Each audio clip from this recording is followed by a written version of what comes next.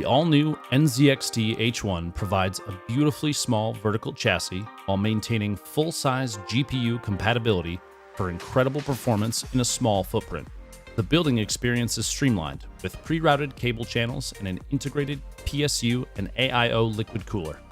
The dual-chamber exhaust layout maintains superior cooling, with the CPU and GPU providing each with a dedicated air source. The toolless SSD tray and integrated riser card are incredibly simple to install. In addition to pre-routed cables, their motherboard I/O faces down, routing all cables to the bottom of the case for a clean, simplified appearance. The dual-chamber airflow is thermally designed to allow the CPU, GPU, and PSU to pull in fresh air and exhaust hot air without affecting temperatures of neighboring components.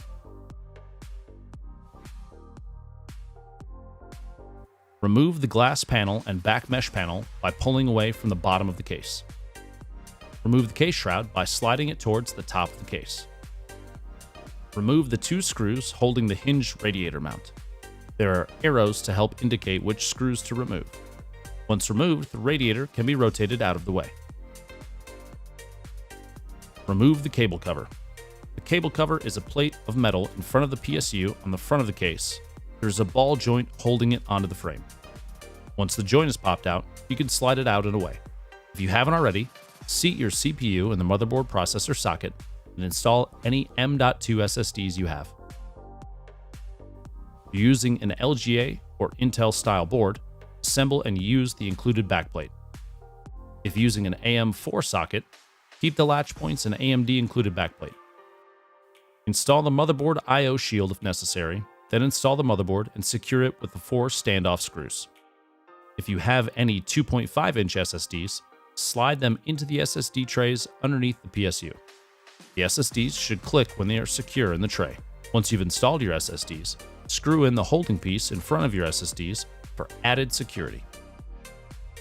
Plug in the SATA power cable and SATA data cables to your SSDs if necessary. Begin to plug in necessary cables to the motherboard. 24-pin, CPU power cable, USB 3.1 cable, USB Type-C if applicable, front panel headers, HD audio header, and any SSD data cables you may have. Plug the riser card connector to the PCIe 16X slot on your motherboard. Install the AIO liquid pump onto your motherboard. If using an AM4 bracket, please swap the bracket on the AIO to the appropriate latch style bracket. Ensure that you install the liquid pumps so that the tube connectors are facing the DIMM slots. Once the liquid pump is secured, plug the pump header into the AIO/pump fan header and the radiator fan to the CPU fan header. Install RAM sticks to the motherboard. Close the radiator bracket and secure it with the 2 screws on points indicated on the arrows. Remove the 2 thumb screws from the frame, install your graphics card, and secure it. Plug the PCIe power cables into your GPU. Ensure your PSU power switch is on before placing the panels back on. Stand the case up, then slide the shroud back over the case. Place the 2 panels back onto the case. Plug in your peripherals, video cables, and power cable. The compact vertical design of the NZXT H1 provides a small spatial footprint while maintaining support for most full-size GPUs on the market. Whether the user's space is small, or they simply prefer an understated, smaller chassis in their battle station, the H1 maximizes desk real estate without sacrificing graphical power. To learn more about the NZXT H1, please visit nzxt.com. And to always stay updated on NZXT products, subscribe to the YouTube channel.